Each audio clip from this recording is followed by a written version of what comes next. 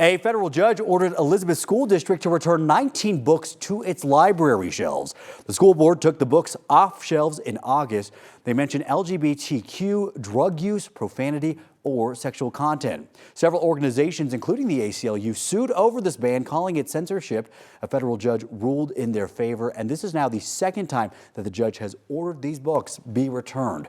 Joining me this morning to discuss this book ban is our 9 News legal expert, Whitney Traylor. Whitney, good morning. Good morning, Jordan. Good morning, Colorado. Okay, before we get into all of this, give us a little bit of a background of what's happening here within the Elizabeth School District. Yeah, this case has taken some real twists and turns. So it started really in the summer of 2024 when the Elizabeth School District set up a committee in order to look at the books that they had in their libraries. And they created a sensitive book list, and it had over 100 books, and it had books like The Color Purple by Alice Walker. We were just talking about To Kill a Mockingbird by Harper Lee. Catcher in the Rye, the Quran. It had a number of different books that dealt with a variety of issues. They then whittled that down to 19 books that they actually banned. And the ban then resulted in this lawsuit that you just mentioned that the ACLU, the NAACP, 2 students, and the Authors Guild filed.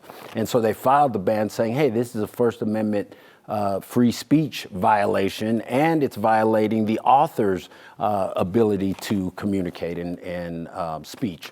And so then this led to last week where, so as you mentioned, the judge granted a preliminary injunction. Right. But there's been all these twists and turns, including a 10th Circuit appeal, which resulted last week. Now, there have been a couple of rulings that we've reported on here. Yeah. The first of those coming from the Federal District Court, and then, of course, the other one from the 10th Circuit Court of Appeals. Tell us about these rulings and where the matter stands now.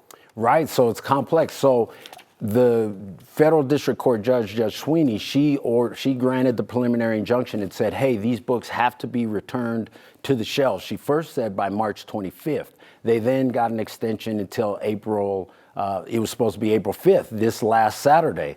Well, the district filed an emergency appeal with the 10th Circuit Court of Appeals, which the court granted. The court said, yep, we're going to hold this off. So they said the books don't have to go back on. And so that was actually on Friday, the day before the books were supposed to go back on, the 10th Circuit put this stay. So now the 10th Circuit is asking for more information from the Elizabeth School District by the 14th. So I think there's going to be a full hearing. And one of the issues that the school district had was that the lower court, the district court judge, Judge Sweeney, granted this preliminary injunction without a hearing. And they were saying, hey, there were evidentiary rulings that should have been made.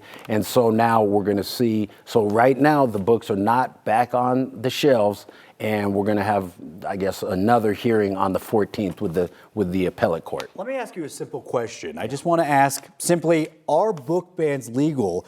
And depending on what you answer, could a case like this set precedent going forward? Yeah. So book bans can be legal. So the Supreme Court ruled on this in a PICO case in 1982, and they said if there's vulgarity and it violates community standards and things like that, it can be. But this is, they leave it up to the local school boards. Right. And so historically, courts are very reluctant to grant these book bans. So in this case, will the Elizabeth School District, will their community standards override these First Amendment claims? And I don't think they will. I think there is a strong First Amendment claim, particularly based on the subject matter, because the 19 books that are currently banned are all essentially related to LGBTQ issues and race issues. And so I think they're going to have a hard time, advocating for that, and ultimately proving that. So does this create precedent? This is a lower court decision. So if the 10th Circuit makes a ruling, then that will be binding on courts in in Colorado and in the 10th Circuit. But the issue is this is very fact intensive. And so that's why across the nation you have all these different book bans. And for example, there was in Texas, they were banning Harry Potter because they said it dealt with witchcraft and things of that nature. There's been, in Kansas, they had a number of book bans, but those were overturned. So it really is going to be on a case-by-case basis until, and I don't know that the Supreme Court, they have a standard in terms of what is obscene and profane, and it's a kind of a complicated 3-step process that involves community standards and things like that. But we're going to see more litigation, and it's going to be really case by case because it's so fact intensive. And we're going to have to see how this case with the Elizabeth School District ends up. Whitney, we appreciate the background. Thank you very much. Yep. All right.